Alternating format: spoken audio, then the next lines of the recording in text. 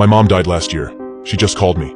Grief has a way of numbing time. Days blend into weeks, and before you know it, a year has passed since the funeral. My mother's death was sudden, a heart attack that came out of nowhere and left me reeling. We were close, closer than most mothers and daughters. The bond we shared was something I always cherished, and her loss left a gaping hole in my life that I wasn't sure how to fill. The year since her passing had been a blur of sorrow, attempting to move forward, and moments of unexpected breakdowns. I had started to find a new rhythm, but every so often the pain would hit me like a ton of bricks, leaving me breathless. It was a Friday evening, one of those rare nights when I had nothing planned. I sat on the couch, idly flipping through channels, not really watching anything. The house was eerily quiet, the kind of silence that felt heavy and oppressive, pressing in on me from all sides. I tried to distract myself with social media, scrolling aimlessly through posts until my phone buzzed with an incoming call. I glanced at the screen, expecting to see a familiar name or number, but what I saw instead made my blood run cold. The name Mom flashed on the screen. My hands began to tremble as I stared at the phone, unable to comprehend what I was seeing. My mother had been dead for a year. This couldn't be happening. For a moment, I wondered if it was some kind of sick prank, or maybe a glitch in my phone, but deep down, I knew better. The number was unmistakable. Her old cell phone number that I had kept saved in my contacts. I had never been able to delete it. The phone continued to ring, the sound growing more insistent with each passing second. My heart pounded in my chest, and I hesitated, my finger hovering over the screen. Everything in my body screamed at me not to answer, to throw the phone across the room and run. But something deeper, a mix of morbid curiosity and the desperate longing to hear her voice one more time, compelled me to press accept. I brought the phone to my ear, my breath shallow and ragged. Hello? My voice was barely more than a whisper.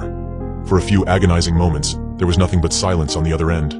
I thought maybe the call had disconnected or that my phone was malfunctioning. But then I heard it. Her voice, unmistakable and clear, as if she were standing right next to me. Sweetheart? I felt like the world had dropped out from under me. It was her. The voice I had missed so much. The voice that had soothed me as a child and comforted me in my darkest moments. Tears welled up in my eyes as I struggled to find my voice. Mom? Is that you? I managed to choke out, my hands shaking so badly I had to grip the phone with both hands. Yes, it's me. Her voice was soft, gentle, just as I remembered it. But there was something off. Something that sent a shiver down my spine. It was too calm, too serene, lacking the warmth I had always associated with her. But how? You're gone, I stammered, my mind racing as I tried to make sense of what was happening. I know, sweetheart, she replied, her tone soothing, as if she were talking to me about a bad dream. But I needed to talk to you. There are things I need to tell you, things I couldn't say before I left. I felt a cold dread seep into my bones.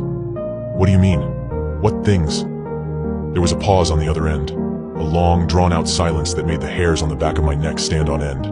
When she spoke again, her voice was lower, almost a whisper. There's something you need to know, something I kept hidden from you your whole life. It wasn't safe for you to know before, but now it's important.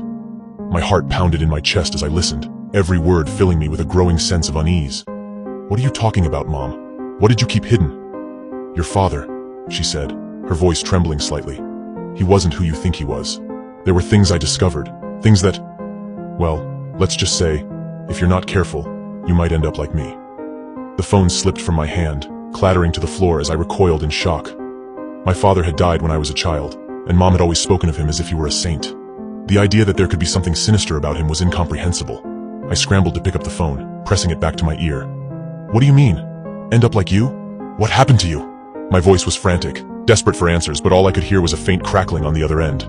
Mom! I called out, panic rising in my throat. Mom! Are you still there? But the line was dead.